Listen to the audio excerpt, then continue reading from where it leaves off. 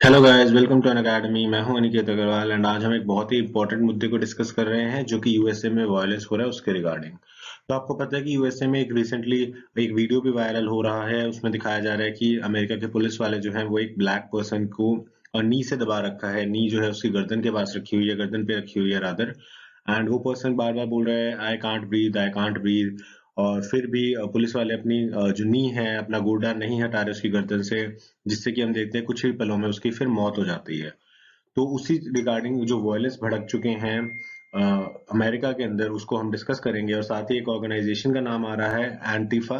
तो ये एंटीफा क्या चीज है, इसको भी हम समझने की कोशिश करेंगे। और साथ ही आपको ये भी याद रखना है कि यूएसए में इस तरह की पुलिस ब्रुटैलिटी का ये पहला केस नहीं है। यूएसए में बहुत सारे केसेस आते हैं जिसमें हम देखते हैं कि पुलिस बहुत ज्यादा ब्रूटल हो जाती है और इस तरह से आप कह सकते हो कि लोगों को प्रताड़ित करती है। और इस तरह के जो मेन विक्टिम्स होते हैं वो अगेन व्हाइट्स नहीं होते, वो ब्लैक्स होते हैं या ब्राउन्स होते हैं या किसी भी और तरह की कम्युनिटी के हो सकते हैं। बट अगेन तो कहीं ना कहीं एक व्हाइट सुप्रीमेसी वाली बात हमें नजर आती है या डिस्क्रिमिनेशन वाला एंगल हमें थोड़ा सा नजर आता है। तो ये बहुत इंपॉर्टेंट है आपके जीएस पेपर वन के लिए भी, क्योंकि सोशल इश्यूज के हिसाब से पूछा जा सकता है, वर्ल्ड पॉलिटिक्स के हिसाब से पूछा जा सकता है, और प्रीलिम्स के लिए भी एंटीफाई अपने आप में इंपॉर्टेंट हो जाता है। आगे बढ़ने से पहले मैं आप लोगों से रिक्वेस्ट करना चाहूंगा, इस वीडियो को लाइक कीजिए, कमेंट कीजिए और शेयर कीजिए अपने दोस्तों के साथ। साथ ही हमारे चैनल को सब्सक्राइब कीजिए और बेल आइकन को भी दबाइए ताकि आपको रेगुलर अपडेट्स मिलती रहें। एंड अन अकेडमी का प्लस सब्सक्रिप्शन आप ज्वाइन कर सकते हो, जिसके अंदर आपको 24 महीने के लिए अगर आप प्लान लेते हैं तो आपको 75% डिस्काउंट मिल जाता है और आपको 10% एडिशनल डिस्काउंट मिल जाता है यूजिंग द कोड ANI7। तो आपका टोटल पेमेंट बनेगा 43,200 ओनली फॉर 24 मंथ्स। एंड इसके अंदर आपको घर बैठे बैठे सारी सुविधाएं, सारे लेक्चर जो हैं वो मिलते रहेंगे। इसके और क्या बेनिफिट्स हैं वो हम वीडियो के एंड में डिस्कस करेंगे। साथ ही आप हमारे टेलीग्राम ग्रुप्स को ज्वाइन कर सकते हो to get regular updates and PDFs. तो ये आपको टेलीग्राम के जो नाम है वो नीचे दिए गए हैं। सो अन अकेडमी का टेलीग्राम ग्रुप है UNARTIC, मेरा टेलीग्राम ग्रुप है स्टडी टाइम YT एंड मेरा टेलीग्राम चैनल है अनिकेत सर। तो देखिए, the USA is experiencing a law and order situation due to violent nationwide protest triggered by anger over racial inequality and excessive use of police force। तो हमने जैसा देखा था कि पुलिस ब्रूटैलिटी या पुलिस फोर्स का एक्सेसिव यूज करना और रेशियल इनइक्वालिटी यानी कि रेस के बेसिस पे डिस्क्रिमिनेशन करना, यानी कि व्हाइट्स और ब्लैक्स में सोसाइटी को बांटना, उसके ऊपर ये प्रोटेस्ट जो था ये स्टार्ट हुआ था। और ये बहुत ही ज्यादा वायलेंट प्रोटेस्ट है जिसके कारण लॉ एंड ऑर्डर की बहुत ज्यादा सिचुएशन यूएसए में आ गई है। प्लस यूएसए के अंदर पब्लिक बिल्डिंग्स वगैरह को भी फूका जा रहा है, जैसे हमारे यहाँ दंगे या प्रोटेस्ट होते हैं उस तरह से वायलेंट प्रोटेस्ट यूएसए में देखे जा रहे हैं।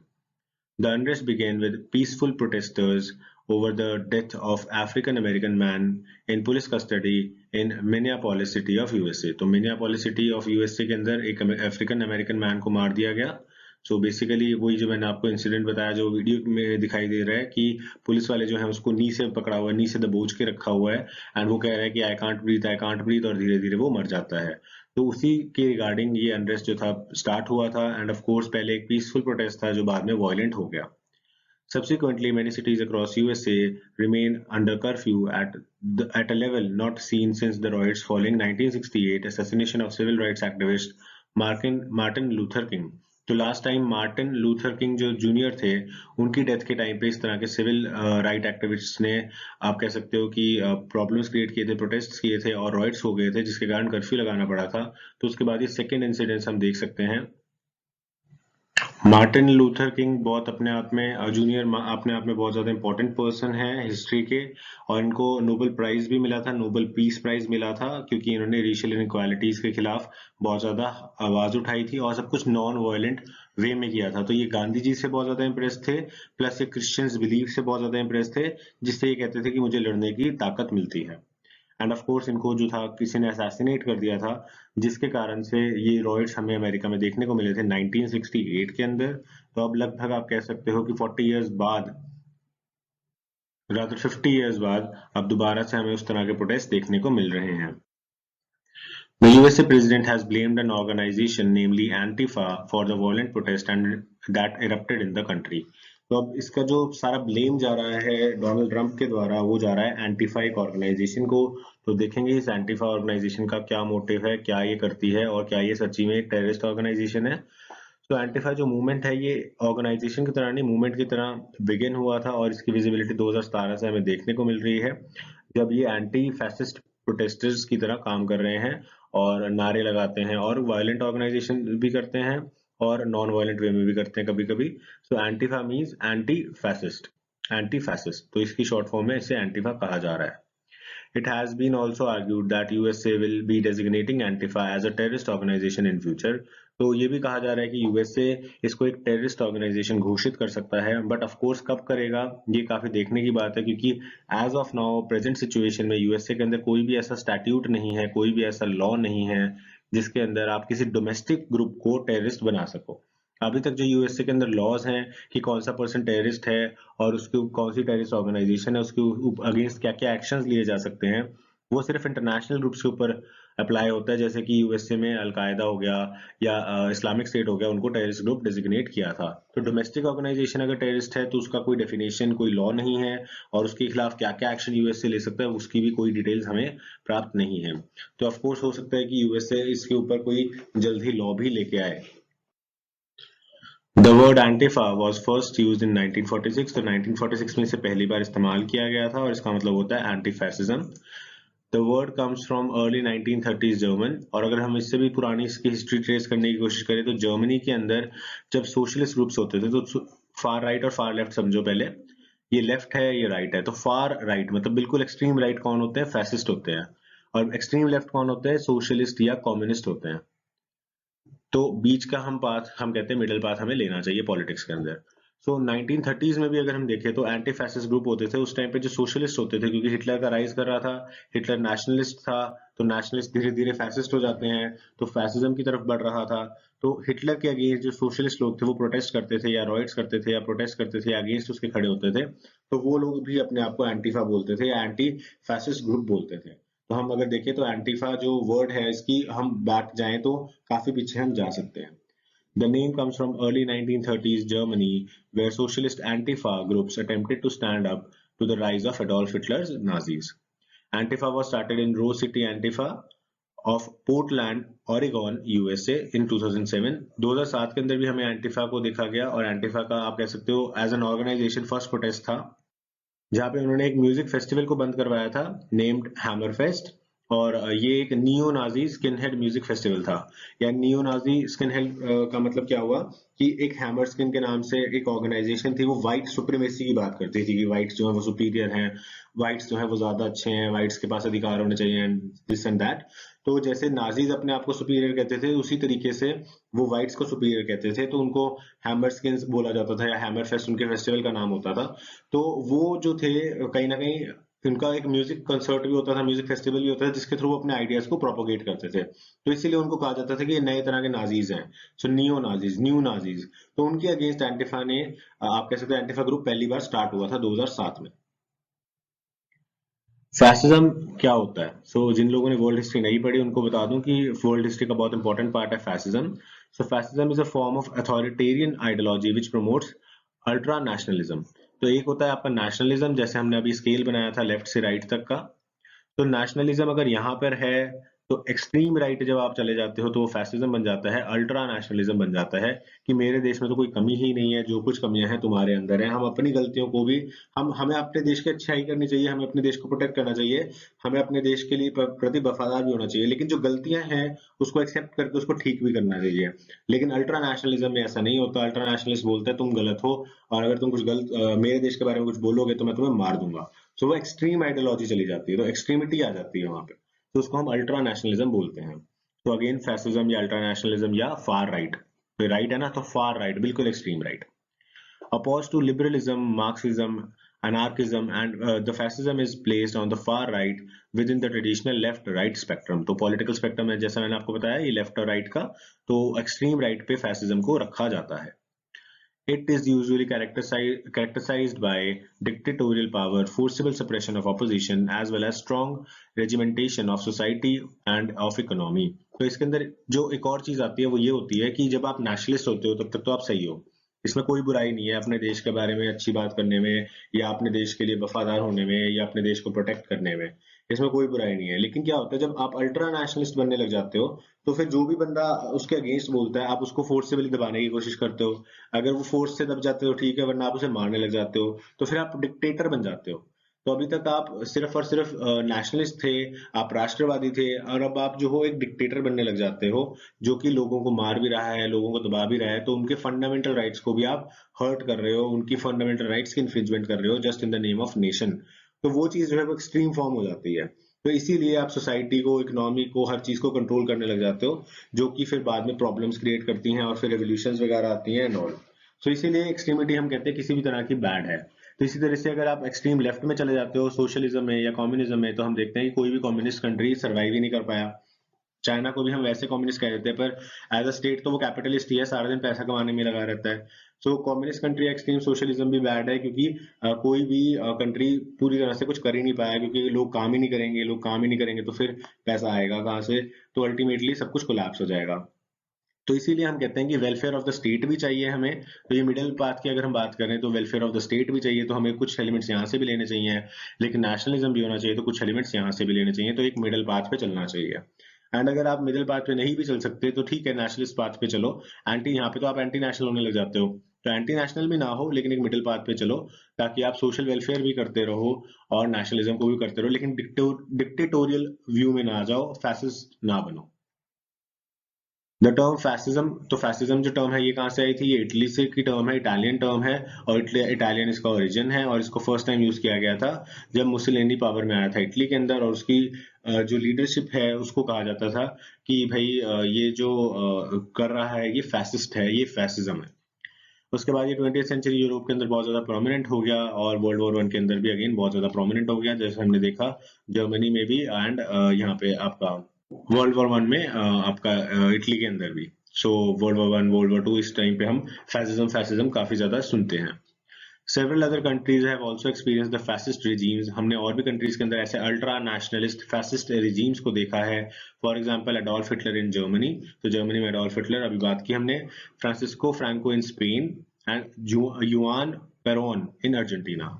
तो तीन आपके पास नाम बताए गए हैं। हिटलर तो सबको पता है, लेकिन आपको जो दो नाम याद रखने हैं वो हैं Francisco Franco in Spain and yuan पेरोन in Argentina. तो मतलब कि स्पेन और अर्जेंटीना के अंदर भी फैसिस्ट रिजीम थे, ये आपको याद रखना है, क्योंकि आपको क्वेश्चन आ सकता है कि recently Antifa was in news, और उसके बाद आपको स्टेटमेंट दी जा सकती है fascist regimes were also found in Spain and Argentina. तो आपको पता होना चाहिए कि हाँ भाई, इन दोनों जगह पे भी फैसिज्म आया था।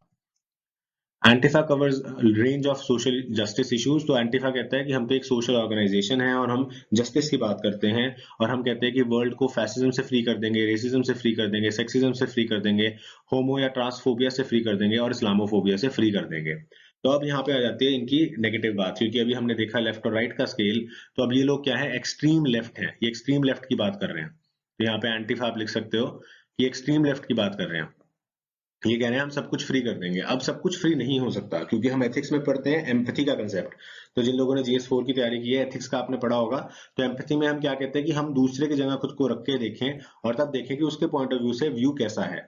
अब फॉर एग्जाम्पल, अगर मुझे पानी से डर लगता है, तो मैं हाइड्रोफोबिया हो गया मुझे, ठीक है जी। अब आप कहोगे यार ये क्या है, ये तो पानी में तो सब कुछ तैर रहे हैं, मछलियां तैर रही हैं, मैं तैर रहा हूँ, तू तैर रहा है, क्या दिक्कत है? ये तो गलत है, ये तो फोबिया तेरा नकली है या कुछ भी है। लेकिन आप जब एम्पैथी करते हो, तो आप उस पर्सन की जगह पे खुद को रख के देखते हो कि इसको पानी से ऐसा डर क्यों लग रहा है, इसको स्विमिंग से डर क्यों लग रहा है। फिर आप रियलाइज करोगे कि हो सकता है ये पानी में डूबा हो सकता है इसके पानी में कोई रिश्तेदार डूबे हों, इसने अपनी आंखों से किसी की मौत होते देखी हो, जिसके कारण इसके माइंड के अंदर, इसकी साइकोलॉजी के अंदर वो डर बैठ गया। तो इसीलिए ये इस तरह का हो गया। तो उस टाइम पे आप एम्पैथी की बात करते हो। तो जब आप किसी को कह रहे हो कि ये पर्सन तो इस्लामोफोबिया है, तो यार ये वो जरूरी थोड़ा ना, वो इस्लामोफोबिया कोई मन से थोड़ा ना है, वो कोई आइडियोलॉजी से थोड़ा ना है। हो सकता है उसके साथ कुछ ऐसा बुरा हो कि आप पता उसने कोई टेररिस्ट इंसिडेंट देखा हो, लाइव देखा हो, उसके माता पिता को मार दिया गया हो, या कोई टेररिस्ट अटैक के अंदर उसको कोई डैमेज हुआ हो, जिसके कारण उसके अंदर ये फोबिया आ गया, कि क्योंकि टेररिस्ट ग्रुप्स करते तो इस्लाम के नाम पे है। तो अब बेचारे के अंदर आ गया, उसको इतनी समझ नहीं है, उसके अंदर फोबिया आ गया, तो क्या करे।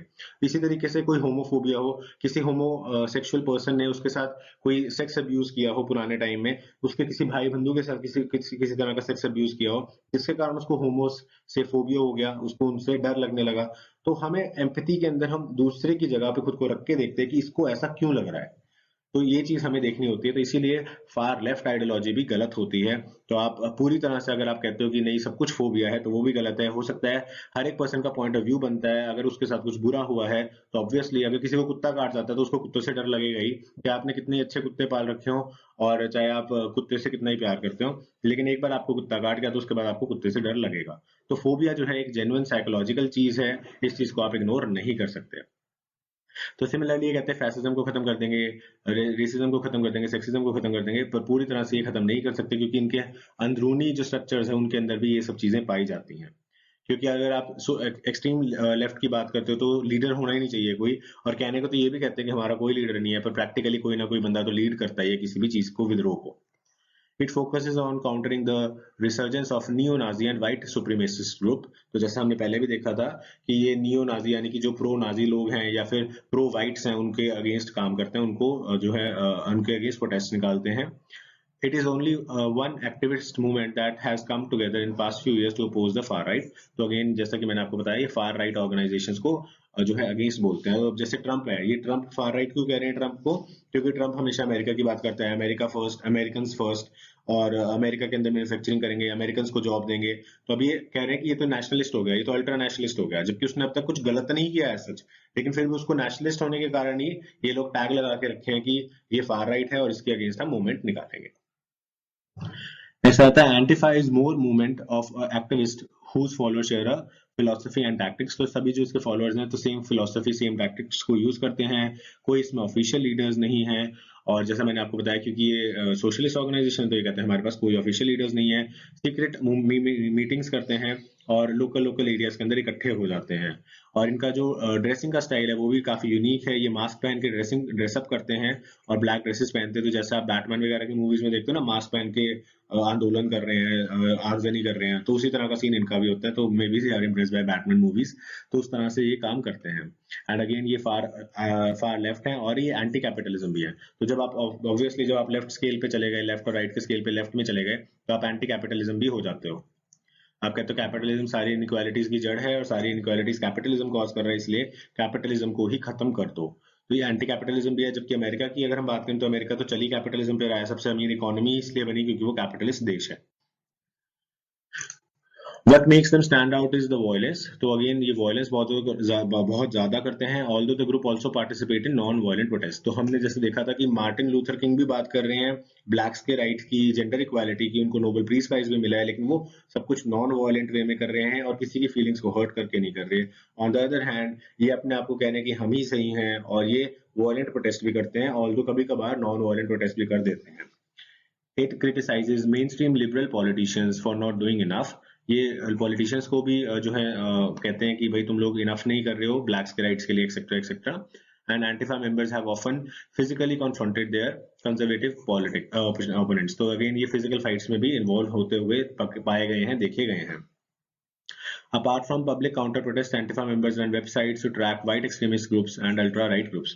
तो अगेन इन्होंने एक पूरा सोशल इंफ्रास्ट्रक्चर भी बना रखा है। तो ये वेबसाइट्स के थ्रू और जो आपके सोशल मीडिया एप्स हैं उसके थ्रू भी टारगेट करते रहते हैं जो भी व्हाइट एक्सट्रीमिस्ट होता है या अल्ट्रा राइट ग्रुप्स होता है उनको। तो आप कह सकते हो कि जैसे ये आप ऑनलाइन वॉर की तरह भी ये करते रहते हैं, इस तरह की चीजें करते रहते हैं। तो अब इसमें प्रोज क्या है? प्रोज ये है कि जो पुलिसमैन ने किया वो गलत था, एटलीस्ट जो हमें वीडियो से दिख रहा है वो तो गलत ही था, बाकी पूरी स्टोरी पता चलने के बाद हमें पता चलेगा कि क्या हुआ था एक्चुअल में। तो अगेन जो वीडियो से देख के पता चल रहा है प्राइमा फेसाई वो गलत था और उसके लिए उसको सजा मिलनी चाहिए। एंड इस तरह का अगर पुलिस व्यवहार करती है सिर्फ और सिर्फ कलर के ऊपर, कलर के लिए डिस्क्रिमिनेट करती है ब्लैक्स के साथ या ब्राउन्स के साथ, तो वो टोटली गलत है। पर अगर एंटीफा इस तरह के प्रोटेस्ट कर रहा है जो कि एक फार लेफ्ट ऑर्गेनाइजेशन है, जस्ट बिकॉज कि फार राइट ऑर्गेनाइजेशन पावर में है, तो ये भी अपने आप में गलत है। और हमें हमेशा वो बुद्धा वाला एग्जाम्पल लिखना है कि हमें महात्मा बुद्ध की तरह मिडिल पाथ पे चलना चाहिए। दोनों के अच्छे गुणों को अपनाओ, क्योंकि हर एक बुरी से बुरी चीज के अंदर भी अच्छा गुण होता है और अच्छे से अच्छे चीज के अंदर भी कोई बुरा गुण हो सकता है। तो आपको सिर्फ अच्छे अच्छे पार्ट्स को मिला के चलना है, अच्छे अच्छे पार्ट्स को लो और मिडिल पाथ पे चलते रहो, तो आप अपनी डेस्टिनेशन पे इजीली पहुंच जाएंगे। तो लास्टली मैं आप लोगों को कुछ बेनिफिट्स बता दूं जो आप अगर अनअकैडमी का प्लस सब्सक्रिप्शन लेते हो तो आपको मिलेंगे, और जो कि बहुत ही नॉमिनल प्राइस पे है जैसे मैंने आपको बताया था। तो सबसे पहला बेनिफिट तो है कि आप अपने फेवरेट टीचर से सीख सकते हो, यानी कि जो भी आपको टीचर पसंद है, जो भी एजुकेटर आपको पसंद है, जो भी शिक्षक आपको पसंद है, उसी से आप सारे सब्जेक्ट्स जो है वो कर सकते हो। तो आपके पास चॉइस ऑफ टीचर्स मिल जाता है, क्योंकि अगर आप ऑफलाइन कोचिंग पे जाते हैं तो सपोज कीजिए वहाँ पे आपको पॉलिटी के टीचर अच्छे लगे लेकिन इकोनॉमिक्स के अच्छे नहीं लगे, तो आपके पास स्विच करने का ऑप्शन नहीं होता। तो यहाँ पे आप अपने फेवरेट टीचर से सीख सकते हैं, और बहुत सारे ऑफलाइन टीचर्स भी हमारे अनअकैडमी प्लस प्लेटफॉर्म पे पढ़ाते हैं, जैसे कि मृणाल सर खुद पढ़ाते हैं, तो उनसे अच्छा आपको इकोनॉमिक्स कौन पढ़ाएगा। तो इस तरह से आपके पास चॉइस ऑफ टीचर्स हो जाती है। सेकेंडली, आपके लिए डेडिकेटेड डाउट क्लियरिंग सेशंस लगाए जाते हैं, ताकि अगर आपका कोई भी डाउट है तो आप वहाँ पे क्लियर कर सको। उसके लिए शेड्यूल होता है, आप अपने डाउट्स लिख के दे सकते हैं, और आपके जो टीचर्स हैं वो आपके डाउट्स को क्लियर करते हैं। तो आपका on the spot doubt clear हो जाता है, जिससे कि काफी ज्यादा बेनिफिट रहता है आपको चीजों को समझने में और याद रखने में। थर्ड, अगर मैं प्लस पॉइंट बताऊं तो एक सब्सक्रिप्शन के अंदर आपको अनलिमिटेड एक्सेस मिलता है। यानी कि अगर आपने सपोज कीजिए आज पब्लिक एडमिनिस्ट्रेशन ऑप्शनल का पढ़ना, लेकिन आपको लगा नहीं मुझसे ये नहीं होगा, मैं एंथ्रोपोलॉजी ऑप्शन लेना चाहता हूँ, तो आप उसको भी स्विच कर सकते हो। तो आपको अनलिमिटेड एक्सेस मिलता है पूरी अनअकैडमी की लाइब्रेरी का। तो आप मल्टीपल टीचर से सेम कोर्सेज देख सकते हैं, और आप अदर अलग अलग सब्जेक्ट्स को भी देख सकते हैं, जिससे कि अगर सपोज कीजिए अगर आप दो ऑप्शन के बीच में कंफ्यूज हैं, तो आप दोनों ऑप्शन को स्टडी करके देख सकते हो, और उसके बाद अपना मन जो है वो पक्का बना सकते हो। तो आपको उसके लिए कोई एक्स्ट्रा पेमेंट नहीं देना होता, एक ही सब्सक्रिप्शन में आपका सब कुछ चलता रहता है। नेक्स्ट जो फोर्थ पॉइंट है वो है कि आपको रियल टाइम इंटरेक्शन मिलता है टीचर्स के साथ। तो आपका बिल्कुल live one two one classes होती हैं, जैसे कि आपके सामने ही टीचर्स बैठे हों, तो आप अच्छे से उसी समय वास्तविक समय पर बातचीत कर सकते हो अपने शिक्षकों के साथ। फिफ्थ पॉइंट की अगर मैं बात करूँ तो आपको अनलिमिटेड टेस्ट सीरीज मिलती है, यानी कि आपको डेली एमसीक्यूज की भी टेस्ट सीरीज मिल जाएगी। उसके बाद आपको प्रीलिम से पहले के लिए प्रीलिम बूस्टर टेस्ट सीरीज भी मिल जाएंगी। आपको पर्टिकुलर टॉपिक से रिलेटेड टेस्ट सीरीज भी मिल जाएंगी। तो आपको हर तरह की अनलिमिटेड टेस्ट सीरीज हमारे प्लेटफॉर्म पे उपलब्ध होती हैं। और इसके अलावा हर एक टेस्ट सीरीज के और हर एक थ्योरेटिकल चैप्टर के भी आपको पीडीएफ के रूप में नोट्स दिए जाते हैं, जिससे कि आप देख सकते हो, जिससे कि आप अपनी रिवीजन कर सकते हो आसानी से। आपको खुद से नोट्स बनाने की जरूरत नहीं पड़ती, आप उसको डायरेक्टली अपने फोन में या टैब में पढ़ सकते हो, या फिर आप प्रिंट भी निकाल सकते हो। सिक्स पॉइंट की अगर मैं बात करूँ तो इसके अंदर आपका पूरा सिलेबस कवर किया जाएगा। बहुत बार ऐसा होता है कि आप ऑफलाइन कोचिंग्स के अंदर जाते हैं, लेकिन आपका कोई ना कोई सब्जेक्ट या कोई ना कोई पोर्शन जो है वो कह देते हैं खुद से कर लो, या फिर नहीं हो पाएगा, जिसके कारण फिर आपका वो काम रह जाता है। आपको अन अकेडमी पे इस तरह की कोई भी असुविधा नहीं होगी। आपका यहाँ पे पूरा सिलेबस जो है वो कवर किया जाता है। डेली क्लासेस होती हैं, टाइम टू टाइम क्लासेस होती हैं, और बहुत सारे ऑफलाइन कोर्सेज भी बना चुके होते हैं, जिसको आप एक्सेस कर सकते हो अगर आपको किसी चीज में कोई डाउट रह जाए तो। एंड लास्टली अगर मैं बात करूँ तो आप सारी की सारी वीडियोस को डाउनलोड करके रख सकते हो अपने पास, और वॉच कर सकते हो ऑफलाइन। यानी कि सपोज कीजिए आप किसी ऐसे एरिया के अंदर रहते हैं जहाँ पे इंटरनेट नहीं चल रहा, या जैसे अभी साइक्लोन आया था तो उड़ीसा के जो एरियाज हैं वहाँ पे इंटरनेट अफेक्ट हो गया। तो इस तरीके से अगर आपको कोई भी नेचुरल कैलेमिटी हो जाती है, या आप किसी भी और रीजन से आप इंटरनेट को एक्सेस नहीं कर पा रहे हैं, तो आप अपनी सारी की सारी वीडियोस को, जो भी आपके रिलेवेंट टॉपिक्स हैं, उनको डाउनलोड करके रख सकते हो, और आप जब चाहें उन्हें ऑफलाइन देख सकते हो, जिससे कि अगेन आपका बहुत ज़्यादा टाइम बच जाता है, और आपका अगेन आप पूरा का पूरा जो आपका स्टडी का टाइम टेबल है वो अफेक्ट नहीं होता, वो यूं का यूं चलता रहता है। तो these are the main benefits of joining Unacademy plus. इसलिए आपको अन अकेडमी प्लस जो है वो जरूर ज्वाइन करना चाहिए। एंड अगर आप लंबी रेस के घोड़े बनना चाहते हो, बेसिकली अब अभी आप वर्किंग प्रोफेशनल हैं, या अभी आप कॉलेज गोइंग स्टूडेंट हैं, अभी आप मन बना रहे हैं, तो आपके लिए जो 2 साल का सब्सक्रिप्शन मैंने आपको पहले बताया था, वो बहुत ज़्यादा इंपॉर्टेंट है। वो बहुत ज़्यादा सस्ता भी पड़ता है आपको, और सिर्फ 43,000 रुपीज़ के अंदर आपको 2 साल के लिए एक्सेस मिल जाता है पूरी अन अकेडमी लाइब्रेरी का।